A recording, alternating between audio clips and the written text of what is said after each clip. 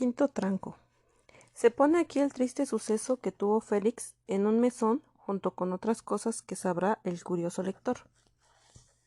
En uno de los mesones bulliciosos, de los que se habla en el tranco anterior, en el que se llamaba La Mujer Silenciosa, porque su muestra alegórica, bien ornamentada con chillones colorines, representaba con muy buen humor a una mujer sin cabeza.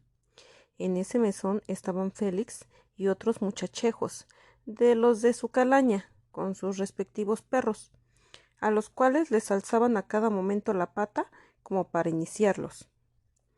Se hallaba la tropilla en espera paciente de algunos huesos y alones que solían llevar pegados pingajos de carne, que les daban a menudo junto con una abundante cazuela de basofia, pero todo esto se retardaba más que de costumbre, por la razón de que acaban de llegar unos caminantes que habían traído larga jornada, sufriendo los tumbos y malandanzas de un maltratado y peligroso camino, y preparabanles con urgencia la cena, porque ya el cansancio, el hambre y el sueño los tumbaban. Uno de los viandantes pidió jamón, y le contestó una fregona que no lo había ya por la casa, porque era Cuaresma y nadie deseaba comerlo a esas alturas para no perjudicar su alma con un pecado. Pero Félix, de ojo avisor siempre, había visto un suculento pedazo, rojo y mantecoso, colgado de una estaca clavada debajo de un bazar. Y para que otra vez que lo pidieran los caminantes no mintiesen las criadas, negándolo, pues sabía que la mentira era grave y fea cosa. Lo robó, aprovechándose del fácil descuido de la guisandera, y ya así, si otra ocasión aseguraban las maritornes que no lo había en el establecimiento, no dirían sino la pura verdad de Dios. Se fueron al corral relamiéndose todos los aldraposos pilletes. Se echaron con ímpetu sobre el jamón, y en un 2x3 se lo despacharon llenos de gozo, y tornaron ahitos a la puerta de la cocina a esperar la acostumbrada pitanza, poniendo en sus caras un fingimiento de hambre para disimular lo del hurto. Los perros también tenían mirada atenta y cola expresiva. Entonces vieron a la hija del mesonero, de cabello ígneo, azafranado y fosco, que andaba como desesperada de un lado para otro. Rebuscaba aquí y allá con su buen ojo, más bien con su ojo bueno, pues era tuerta la moza. Tenía uno en que estaba todo revuelto lo blanco con lo negro.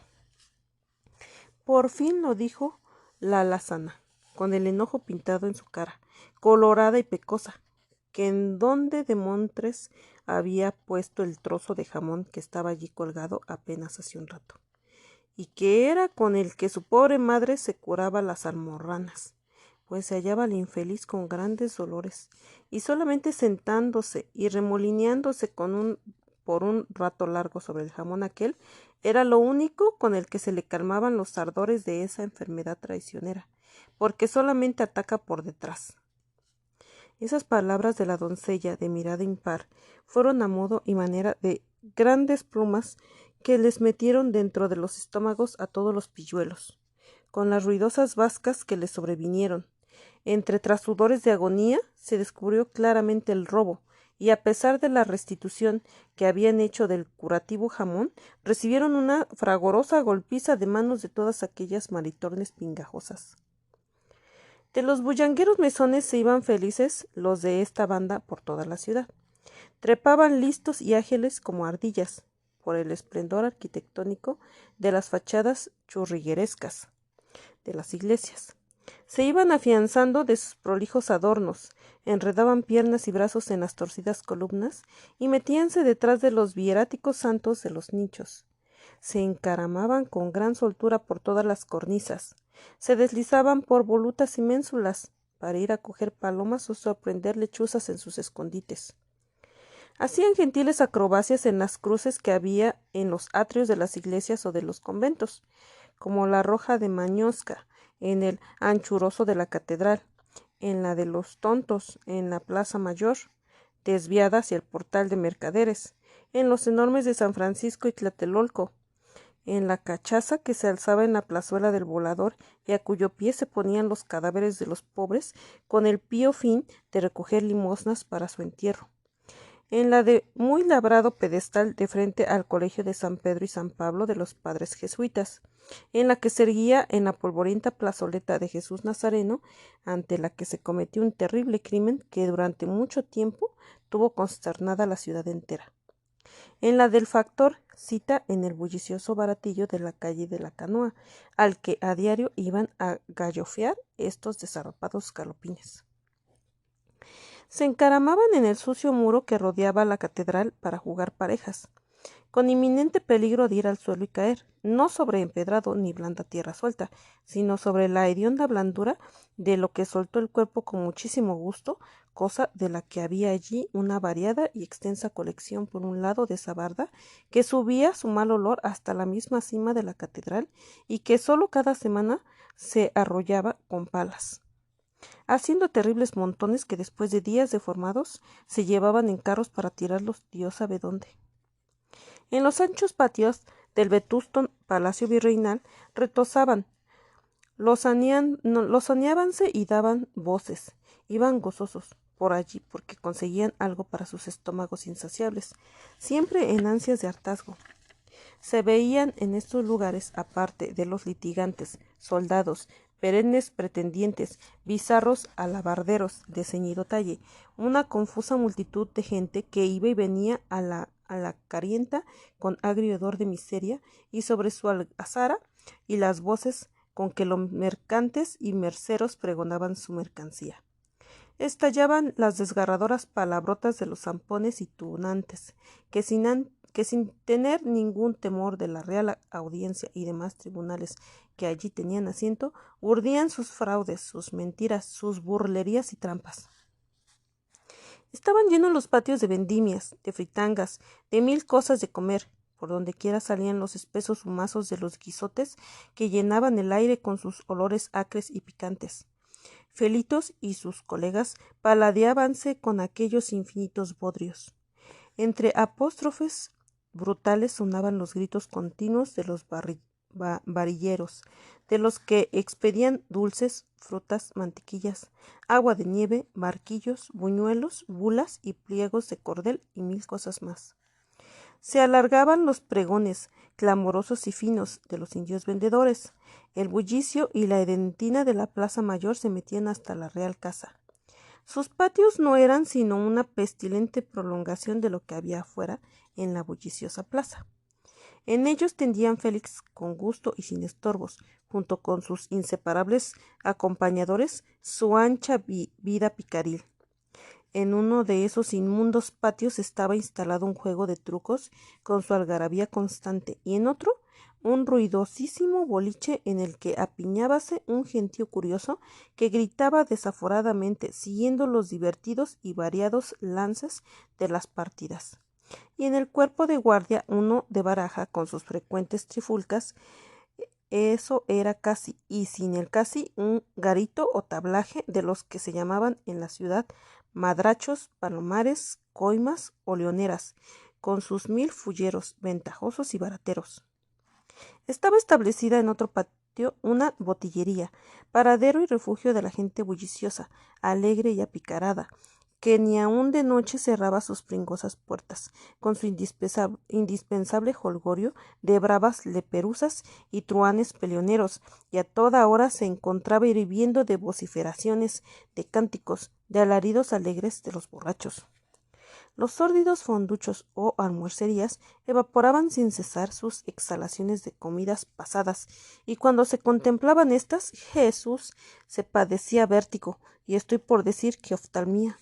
Existían infinitas bodegas de frutas, de loza, de variados comestibles. Allí tenían habitación muchos de los puesteros de la Plaza Mayor, y en todas ellas no faltaba jamás la ordinaria tertulia de léperos, los más arriscados, con pulque y chinguirito, para amenizarle el rato, guitarras y canciones soeces, u otras muy tristes entonadas con voz sutil y quebradiza, que apretaban el corazón, en las que se cantaban desdenes de mujer, amores imposibles o se gritaban celos furiosos. Esta era la casa real, en que vivían llenos de ostentoso lujo, de majestad y orgullo, los señores virreyes de la Nueva España. Penetraba en las oficinas, en los salones magníficos, colgados y alajados, con primoroso refinamiento, todo el enorme ruido de los patios, el griterío, aquel run run de voces inacabables, junto con el olor de los guisos, la pestilencia de las basuras y de los desechos, que a medio pudrir fermentaban bajo el sol. Por entre el asco y el bullicio de esos patios en los que rebosaba la vida de la Plaza Mayor, cruzaban temibles oidores de amplia garnacha y peluca blanca, los disparatados e inofensivos arbitristas llenos de fantasías y descabelladas invenciones, con sus memoriales en los que ofrecían virtudes y maravillas nunca imaginadas para remedio y socorro de las necesidades universales. Bizarros alabarderos, con uniformes llenos de ardientes colorines, maestros de la universidad con sus amplias gramallas, imponentes corchetes o soplones, gentiles hombres de cámara, gallardos y desdeñosos, muchedumbre de letrados sin oficio, catarriberas y eternos pretendientes, los altos dignatarios del palacio, abogados y litigantes, llenos de papeles que iban a solicitar causa y bullir pleitos, y la abundantísima tropa de procuradores, escribanos, papelistas, relatores, alguaciles, porteros de vara, fieles ejecutores y corchetes, comiendo todos ellos a costa de las vidas, honras y haciendas de los desventurados que caían entre sus afiladas garras de Milano. El virrey y la señora virreina, sus damas, envueltas en sedas, recamadas y con fulgores de alhajas. Robustos brazos de lacayos de librea transportaban a menudo por aquellos patios sillas de manos, también se les decía toldillos, de copetes dorados o literas de 2 yemas, llamadas así porque tenían 2 asientos, aunque algunas veces en su lugar se tendían colchones, y ya en unas, ya en otras, se veía a algún oidor gotoso, o a una dama anciana de rostro de marfil, o bien a un matrimonio de elegantes viejecillos adinerados que iban a cumplimentar a sus excelencias. Rozaban las hediondas piltrafas de la plebe los ramiados tisúes, espolines, jametes, brocados y terciopelos, junto a los pies descalzos y los zapatos enlodados. Pasaban sonoras las chinelas de fino cordobán de lustre con hebillones de oro, las gerbillas con áurea margomaduras, los chapines de virillas de plata picados a lo ponleví, plumas, encajes, espadines de corte, bandas, galones, veneras, reverberaciones versicolores de joyas, los bombés de cajas charoladas, llenas de brillos fugaces, la pesada carroza virreinal de laqueados tableros, color bermejón y ampulosas molduras de oro, tirada por caballos fogosos, braceadores. A través de esta vasta inmundicia y del habitual vulgacho de ganapanes, pícaros, pregoneros y léperos, desfilaba la fastuosidad rutilante de la corte. En esos patios, Félix y sus pillastres encontraban no solo con qué servir al vientre, sino mucho que mirar y en qué divertirse.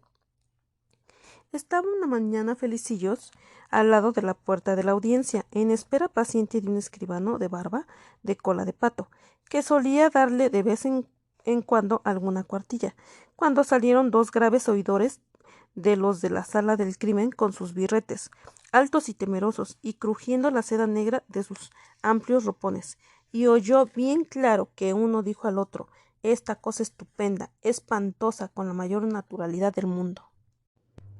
De los 5 criminales que hoy hemos condenado a muerte inapelable, tengo la plena seguridad de que 2 de ellos sí la merecían».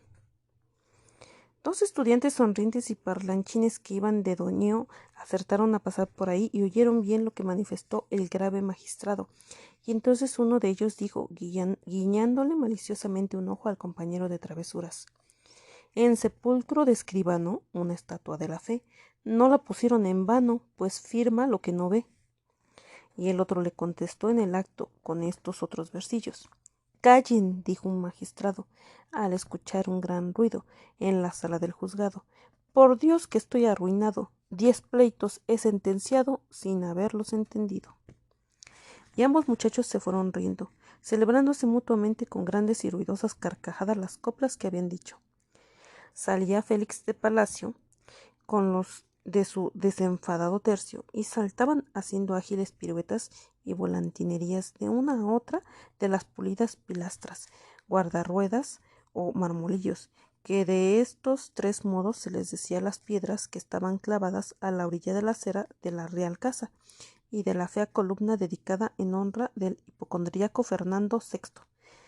A veces se iban al portal de mercaderes y en el acto un oculto embeleseo les tenía ocupados los sentidos y hechizada la imaginación. Aquello era un paraíso. Mudo y todo ojos se quedaba el tropel de pilluelos ante tantos y tantos juguetes como allí había, y que con gran variedad llenaban a las cenas enteras. Con solo verlos subir a hollar la cumbre de la felicidad. Verdaderas montañas de valeros, de pelotas, de trompos multicolores, muñecos pintorescos de barro, de trapo y de cartón, colorido, muchos de ellos con movimiento de cuerda, en los que el alma popular puso una sonrisa, carritos de madera, cochecitos de hojalata, que en todo copiaban con esmerada perfección a los de Providencia. 1000 pequeñas cosas de iglesia, custodias, candeleros, blandones, atriles, cálices, arañas, ramilletes, copones, palabreros, todo ello para jugar a los altarcitos, arreos militares, como tambores de muy pintorreada caja, cornetas, espada de puño dorado, cañones de estaño y de bronce que hacían tiro. La contemplación de estos ensoñados primores les arrebataba todas las potencias a los pobres muchachuelos. Felicillos permanecía siempre arrobado, como fuera de sí, contemplando unos ciertos toritos de cuero y unos airosos caballos tordillos, otros prietos, otros cuatralbos, otros de color albardado, guinyui o rocío flor de durazno, con su pelo al natural, lo mismo quedábase embebecido ante los soldaditos de barro, esbeltos como avispas, y los numerosos y severos personajes que salían en el paseo del pendón el día del glorioso mártir señor San Hipólito. También se llevaban en bobada admiración los minúsculos objetos de vidrio, leves y frágiles, animalillos de toda especie, trastos variadísimos, sillas, arañas, candelabros, floreros con sus ramos de colores, toda una variedad sutil de esas cosas delicadas, y las numerosas monjas y frailes de todas las órdenes monásticas y hospitalarias establecidas en México, labradas curiosamente las figurillas con navaja en medias habas y con sus hábitos pintados muy al propio. Ante las pulgas vestidas maravillas de paciencia y de buena vista, quedaba Félix en suspenso y atónito, lleno de imponderable embeleso. Todo esto era el deleite del pobre niño vagabundo, que nunca se había atrevido ni tan siquiera a soñar que fuese de su propiedad solo alguno de esos primores que lo ponían en éxtasis por largo rato, privado de seso y de juicio. Solamente tenía el infeliz muchachillo huesitos de chabacano y patoles que robaba en las huertas para jugar a la cholla o a los parecinones, matatenas del río para el pánico y cuando más unas descoloridas canicas de piedra. Pero si había ahorcado en la Plaza Mayor, era para él ocasión de jolgorio, motivo de gran regocijo, que excedía al que alcanzaba con la brillante procesión de Corpus Christi, en el que la ciudad entera se encendía en fiesta y en la que él lograba siempre el mejor puesto para contemplarla a todo su gusto y sabor. Al saber Felicillos de la ejecución, daba saltos de placer, centelleaba de contento, el corazón le salía de sí del gozo y dábale como pasión de risa. Encontraba siempre con los perdularios de su corte churretosa el mejor lugar para presenciar sin estorbos en todas sus partes aquel espectáculo honesto y divertido. No perdía ripio. La salida del reo, montado en una mula vieja, colosal armazón de huesos, o a veces en un caballejo ético muy villano del talle, que iba haciendo hacia todos lados reverencias muy cumplidas, no porque estuviese renco, que eso era lo de menos, sino por el fino y bien educado que era el Rocín, hijo de buenos padres.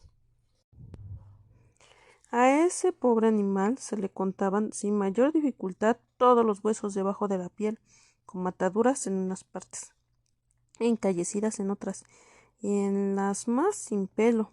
Ya los años lo habían despojado de la cola y de las crines, retorcido las patas y enjutado el cuerpo, y le pusieron, además, un triste balanceo en la cabeza descarnada y le apagaron un ojo, y en el que le quedó había un mirar melancólico que expresaba resignación ante el infortunio. Casi siempre iba preso trasudado y demudado de muerte, como que no la llevaban a ningún sarao, ni a beber fresco rosoli, ni chocolate, atado de pies y manos, con su músico de culpas por delante, y rodeado de un lúcido golpe de alguaciles y de otros graves ministros de la ley, y al lado de la mula flaca o del jamelgo asesinado, lleno de abatimiento, un fraile que estiraba el pescuezo todo lo que daba de sí, y a la vez alzaba la voz para echar más fácilmente en la oreja del criminal las exhortaciones piadosas en las que hablaba del arrepentimiento, lo que ya no hacía falta que se le predicara al reo, y con ello perdía su tiempo el bendito padre, pues el mísero iba ya 1000 veces arrepentido de lo que hizo con tan poco arte, porque le salió malísimamente el negocio, pues por eso lo iban a colgar como racimo de uvas en la N de palo, tan temida. Si no le hubiese echado mano la gente de la justicia tan entrometida que es, o si hubiera tenido con qué untarla, estaría lejos del arrepentimiento, en el mero disfrute de la vida, y hasta tendría, que duda cabe, el respeto y estimación de mucha gente principal, pues el rico donde quiera haya amigos. Ya lo dice el refrán, el rico de todos es honrado y el pobre despreciado. Otro también de innumerable filosofía asegura que no hay rico necio, ni pobre discreto, porque ya se sabe que poderoso caballero es don dinero y que vileza es pobreza. En una deliciosa comedia de Tirso de Molina, la rotulada Marta la Piedosa, se lee en el acto primero, escena octava, esta exclamación profunda y siempre eterna: ¡ay, dinero encantador! ¡Qué grande es tu señorío! Oía Félix la voz del pregonero, pausada, hueca y tonante, que iba diciendo indiscretamente las cosas que cometió aquel desgraciado hombre, quien después de que se había graduado con mucho aplauso en la cárcel o en galeras, iba a acabar sus bizarrias en la horca.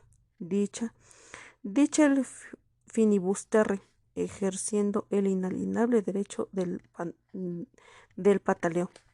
No perdía Félix ninguno de los gestos del ahorcado, que eran parte principalísima en la función, ni menos aún ninguna de sus palabras, cosas también muy importantes en estos actos, las que solía decir al pueblo desde la altura de aquella eminente y no envidiada cátedra en la que enseñaba cómo y por qué perdía su bonita existencia.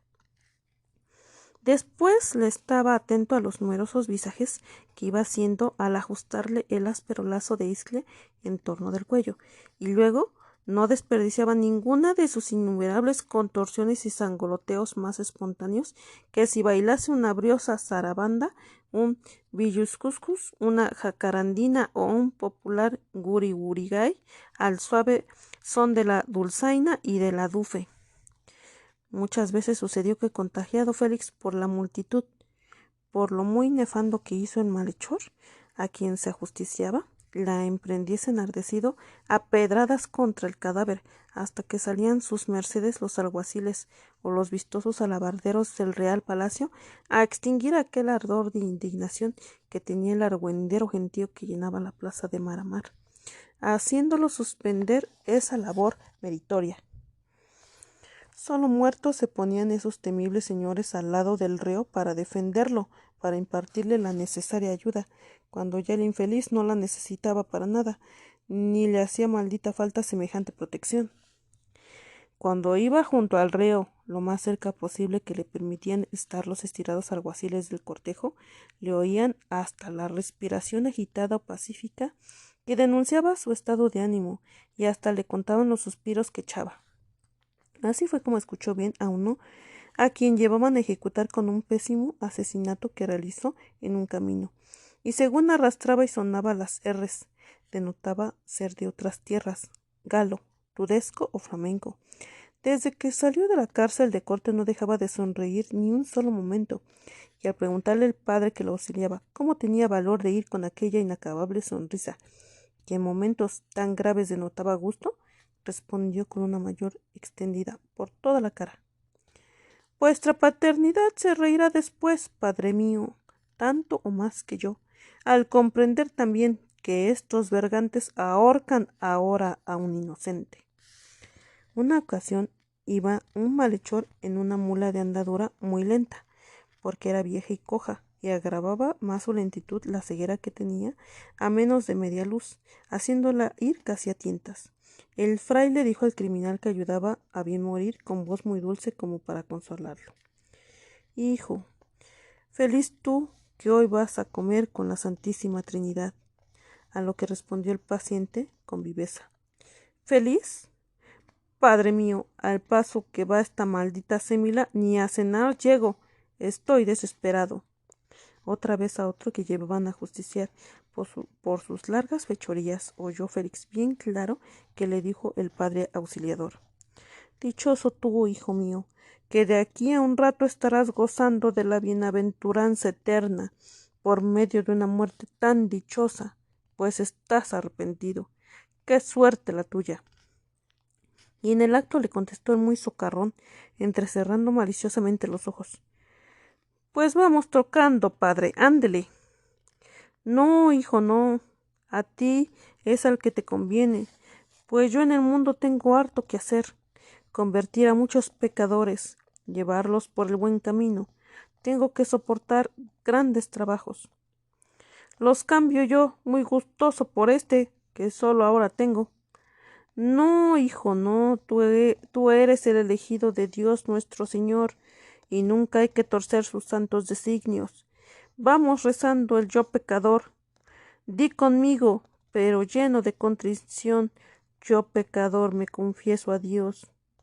Pero eso sí, ni Félix ni ninguno de sus medrosos conmilitones se acercaba mucho a la horca, la N de palo, dicha así en parla de germanes.